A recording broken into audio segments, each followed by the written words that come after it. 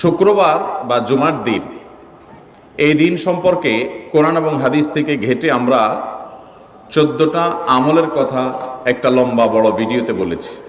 আজকে সেখান থেকে আমি সংক্ষেপ করে এই 14টার মধ্যে আবার অতি গুরুত্বপূর্ণ 5টা আমলের কথা বলবো ইনশাআল্লাহ।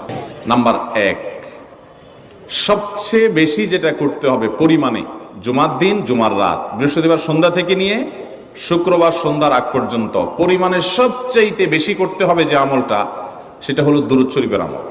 নবী করিম সাল্লাল্লাহু আলাইহি ওয়াসাল্লাম বলেছেন, আকসিরু আলাইয়া মিনাস সালাতি মিন ইয়াউমিল জুমআতি ওয়া লাইলাতিল জুমআহ, তোমরা জুমার দিন এবং জুমার রাতে আমার প্রতি বেশি বেশি দুরূদ পাঠ করবে, দুরূদ প্রেরণ করবে।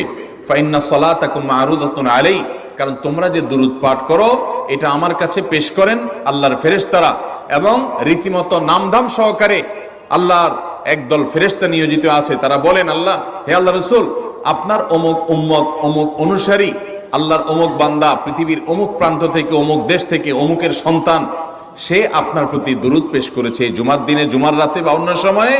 এটা নবী করিম সাল্লাল্লাহু আলাইহি ওয়াসাল্লামের কাছে রিপোর্ট দেওয়া হয় আল্লাহর নিযুক্ত ফেরেশতাদের মাধ্যমে।